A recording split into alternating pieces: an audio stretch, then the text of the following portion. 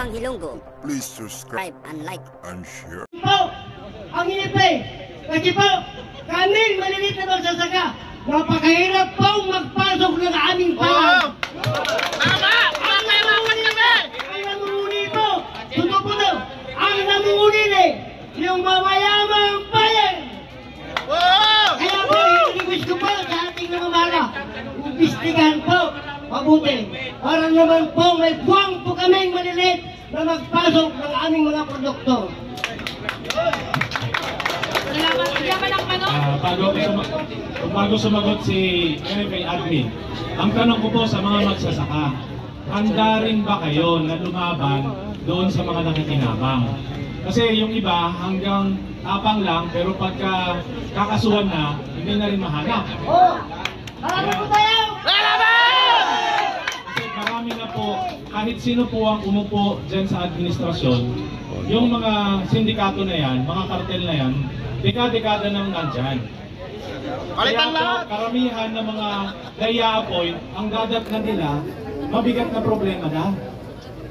Ito pong pagbagsak ng presyo ng palay, actually ito ay resulta ng dekada-dekada na problema ng mga nakaraan pang mga administrasyon. Ang kailangan po ng gobyerno ay tulong din ng tao. Kung gusto natin ito na mabago, kailangan handa din po ang mga tao na sumama sa pagbabago. Hindi lang po tayo hanggang reklamo.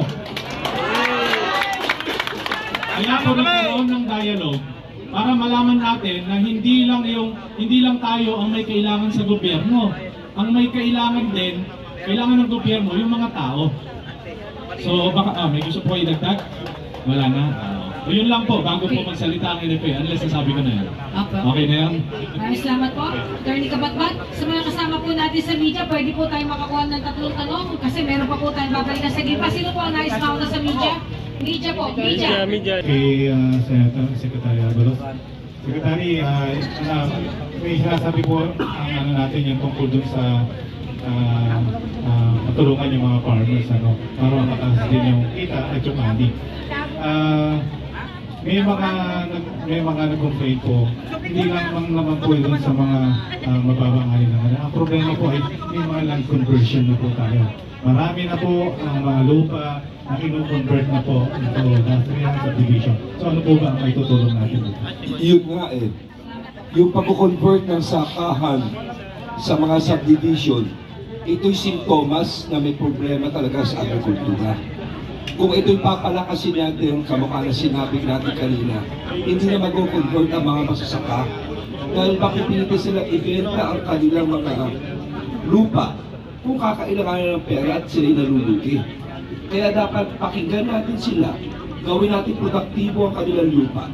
At once ma-identify ito, lahat ay infrastructure ilagay dito, kasama na mga equipments, kasama na yung mga crop insurance, mga pautang sa ating mga magsasaka, kung pwede nga wala ng interest, at higit sa lahat, yung presyo nito. Dapat mabilis ito, yung pinag-usapan natin ngayon, dapat ma-implement ka kaagad ito. Dahil survival na ito Importante kaagad, mabigyan talaga ng kapangyarihan kaagad ng NFA na bilhin kaagad ang mga palay, ang mga bigas galing sa ating masasaka at ibenta kagad sa publiko. Napaka-importante para matigil na itong land conversion na ito. Dahil kamukha na sinabi ko kanina, huwag na tayo pumunta sa punto na mawala na ang mga sakahan dito. Bandang uli, ang kawawa ang bayan natin, puro imported na lang ang mangyayari sa atin at hindi tayo papayag na mangyari iyon. Dapat may food security tayo, dapat may food sustainability, and the only way to be doing that ay suportahan natin ang ating mga masasaka. Salamat po. Ang tanong po ay GMA 7. Media po. Thank you very much po. Good morning. Una po, clarification lang kay Senator po. Nasabi niyo po, bibilin at ibebenta. Ang ibig kong sabihin ba, bibili na palay, ibebenta ng bigas, ano po? Hindi palay. So, pwede rin bang palay ang ibebenta kagad? Ano po ba? Hindi, usually kasi binibili bigas palay. Oo, palay. Oo. So, ibibili po nila, tapos ibebenta?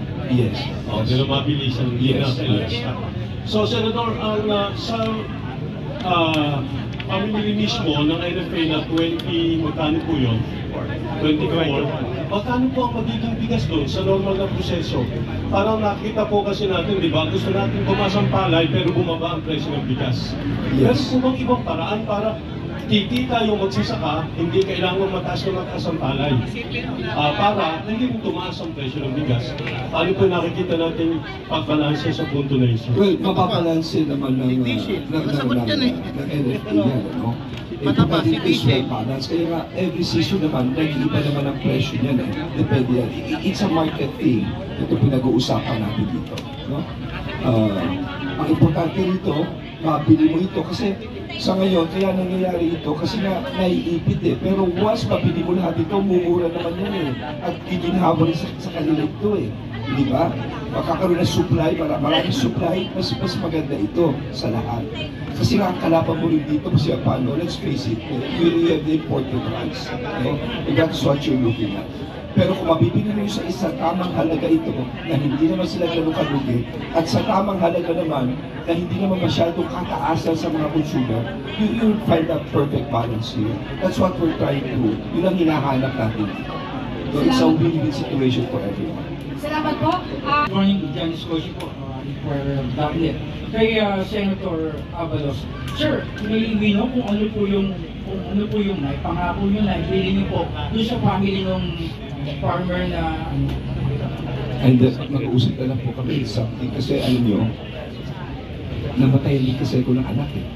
It's something mabigat para sa isang pamilya when it comes to that. And you're looking at mga bata ito eh. Mga bata at tinitignan mo yung future nila. Mag-uusap na lang kami ng family. Mag-uusap na lang. Sir, last na lang po. Sir, meron pong pending House Bill 10740 na ipinahid po ng taga Hilton Nuevesia, Senior Citizens Party List. Sorry, sir. Si Rodolfo Ordanes po yata. Calling for mabigyan po ng social pension and security yung mga magsasaka na manggagaling po sa PCIC, Philippine Crop Insurance, and SSS. Ano pong take nyo doon sakaling makalusot po sa House, then umakyat po sa Senado at andun po kayo? Bibigyan ng crop insurance yung ano po, insurance, social security, yung mga magsasaka po natin. bibigyan ng pension. Yes, definitely. Lahat ng kasing beneficio na pwede natin ibigay, let's talk about it. Kasi they need support. In every country, the agricultural sector is always subsidized by government. It's one form of subsidy. We must take care of them. Kasi once masustain mo sila, maganda, it's having dignity. Yun importante yan. Ang tunay na batayan ng isang maunlad na bayan, hindi yung pera sa bangko, hindi yung gusali. Kung dekalo mo na itaas sa pamumuhay na yung sinasakupan, it's a quality of life that's important. No? Dapat yun natignan natin. Benepisyo, dapat suportahan natin. That's my mantra. Kasi sabi sa Mandaluyong, yun ang naging mantra ko when I was mayor of Mandaluyong. Thank you, sir. Thank you. Yung nagtanong po kanina, Sa pension? Kaya, I support that. So, pareho po kami ng opinion ni Senator Abalos na dapat magkaroon ng pension yung mga magsasaka. Pagkatapos po, binagay ko po kay Senator Abalos, yung corporate existence po ng Philippine Crop Insurance Corporation, by law, magtatapos po ng 2026. So, mangailangan po tayo ng bagong batas para palabigin po yung existence po ng PCIC at least by another 25 years. So, siguro, kanila pa rin, I'm sure, Senator Abalos, pag sabi nakapasok sa Senado, kung malapapin ko yung magsaka party list, we will try to create a big, extend the life of the PCIC.